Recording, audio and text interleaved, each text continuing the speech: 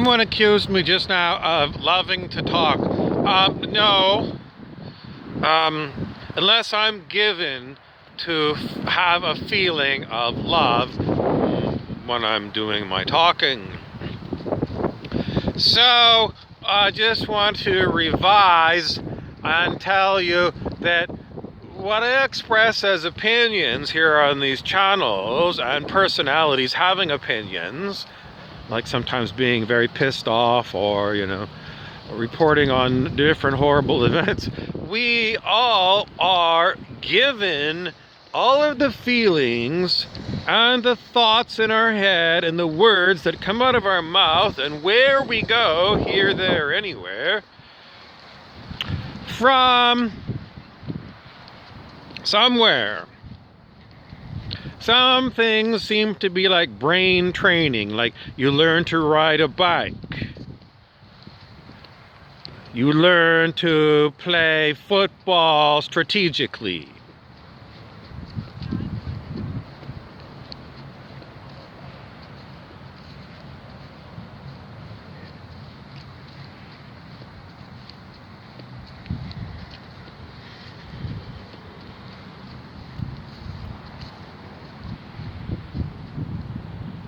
So, what is the source of all this stuff? It's intelligence.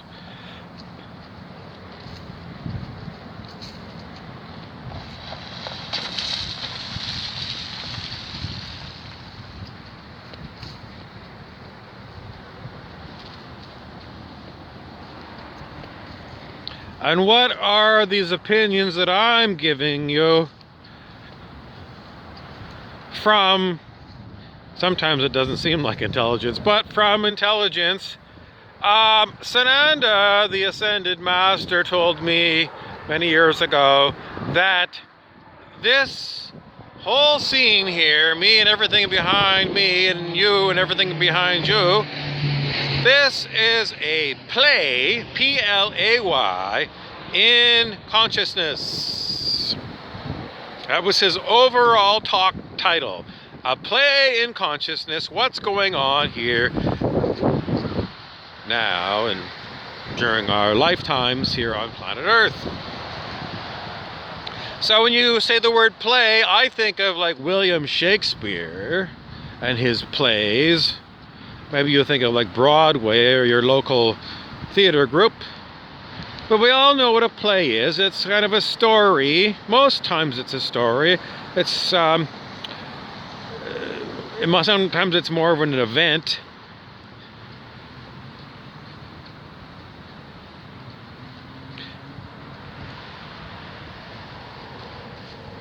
So, the reality game is the name of our channel, if we're going to put it in those kind of ideas. The reality game. And the reality game for us is that we feel like we're given things to say. And you know what it feels like to be given something, especially if it's something you didn't ask for.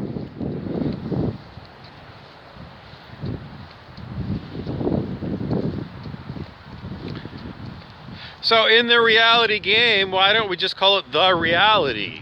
The answer is because we're playing it as a game. And the game, well, what's the object of the game? In our version of the reality game.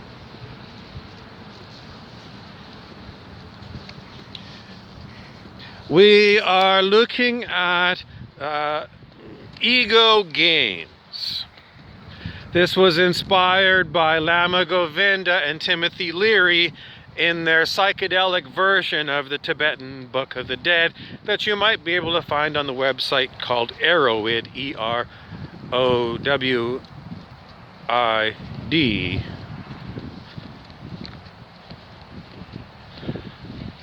Anyway, we want to tell you the ideas that were expressed in that book specifically use these ideas that humans on planet Earth are playing ego games. Different kinds of ego games. And some people play the games more heavily than others.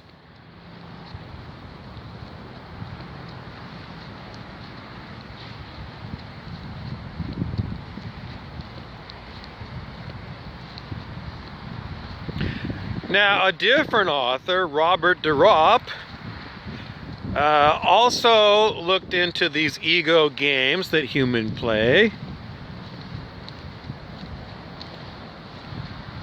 And he was able to classify these games more specifically.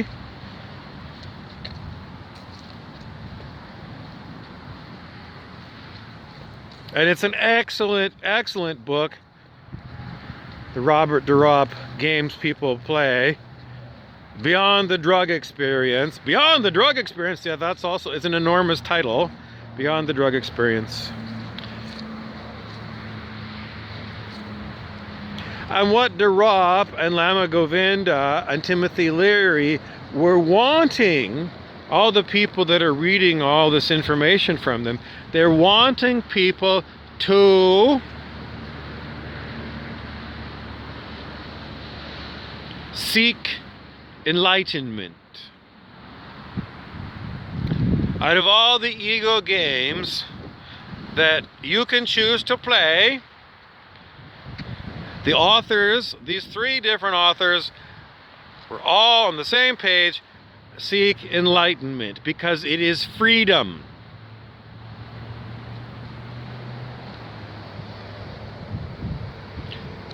Freedom. And it's in a Bob Marley sense.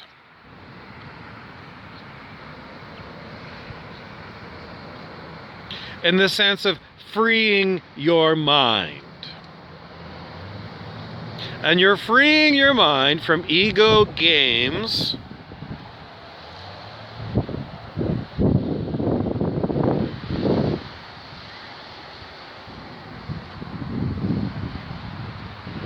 to stop you from suffering.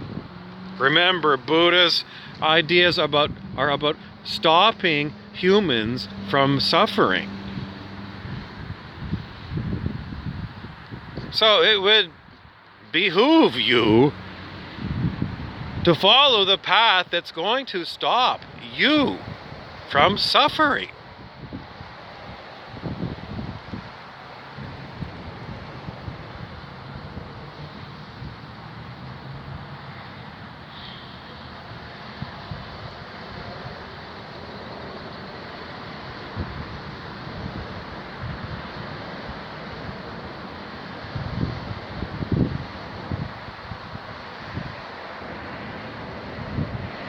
What are the ego games that you are playing right now?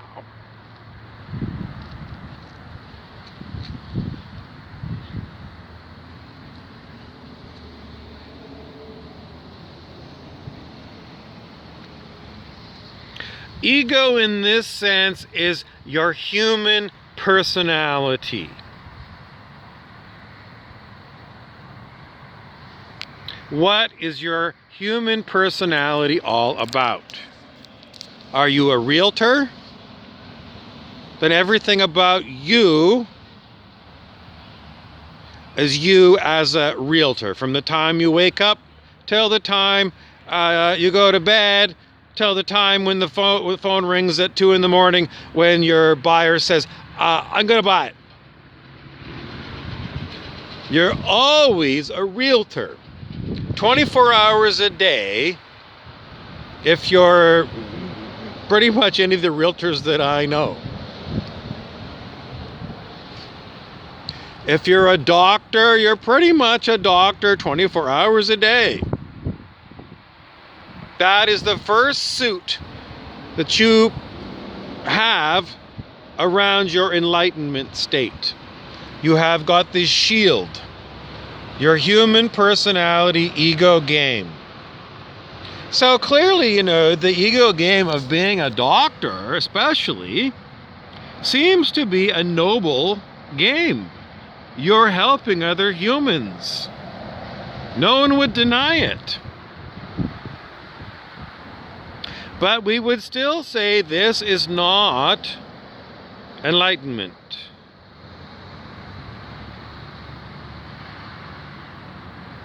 Because your activities day to day are skewed towards You being a doctor or you being a realtor. In other words, we all know this.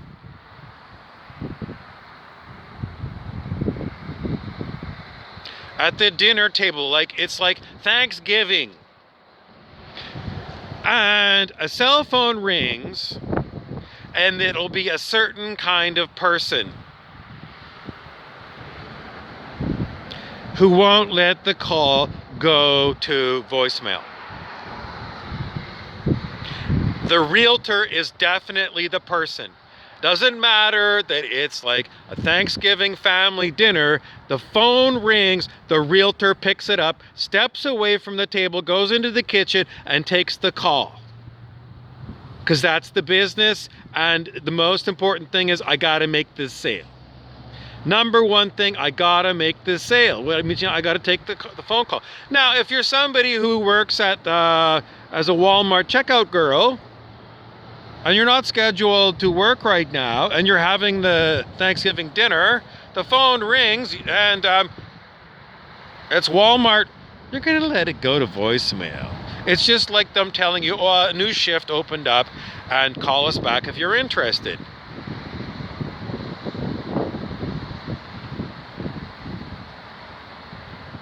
So somebody else might say, well, is this like a distortion?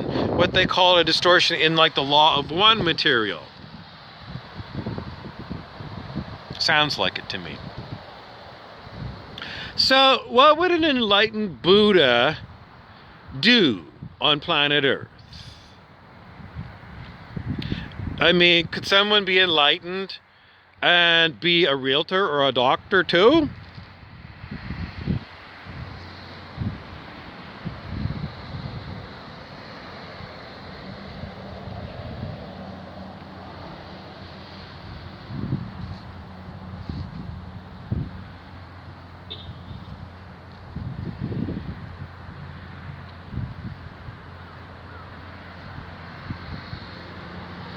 Dr. Hawkins, the consciousness researcher, David R. Hawkins, said about his own enlightenment experiences. At one point he said, he was basically like just, his human personality wasn't present. And he was there, I suppose, as awareness. And he writes later that it took him some time to come down from this high, let's call it. And eventually what he said was that the spirit took over and re-energized his human personality. And then from then on, spirit runs Dr. Hawkins, what he's going to do moment to moment. He still seems like Dr. Hawkins from before he had all these different enlightenment experiences. But he said on the inside, I'd changed. To other people on the outside, I was the same old Dr. Hawkins. But on the inside, the way things worked on the inside was different. And he said the spirit, because I surrendered to spirit, I'm paraphrasing here for you, but he said basically his surrender to spirit led him through all these enlightenment experiences and a lot of teachings and learnings that he could get only this way. And he wrote them down for us.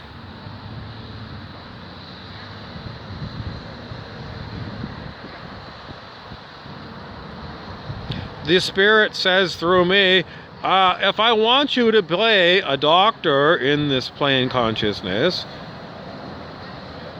or a realtor, or a housewife, the spirit says no. An enlightened person on planet Earth who's calibrating, let's say, over 700 on the scale of human consciousness is pretty much not even known.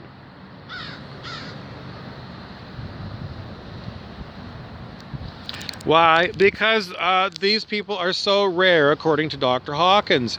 Around 6 of these enlightened sages on the whole of planet Earth at any one time.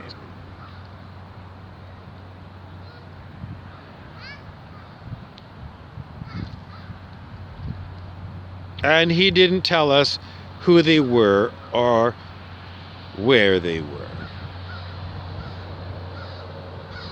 But in some other of his information, he did calibrate the consciousness of historical personalities using muscle testing.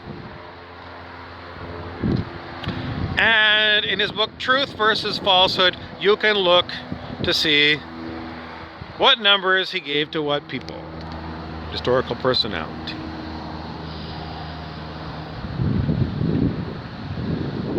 So the whole wrap up for this talk is come to understand what your ego games are. You can look at the Robert Drop book. I've found that there are websites which give a paraphrasing of Robert Drop's book. And if you can find the website, it's a lot shorter than reading the book, and some of these websites have got the key information. You know the key information because Drop breaks the games into low games,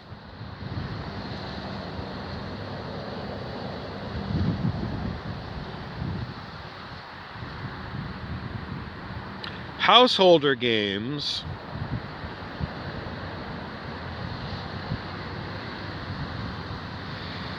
high games. An example of a high ego game is art. Doing art.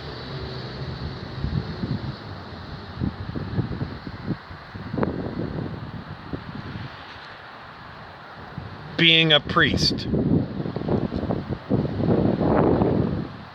But then he had at the top of this list the master game. And the master game is the one who pursues spiritual enlightenment. What Bob Marley calls freeing your mind.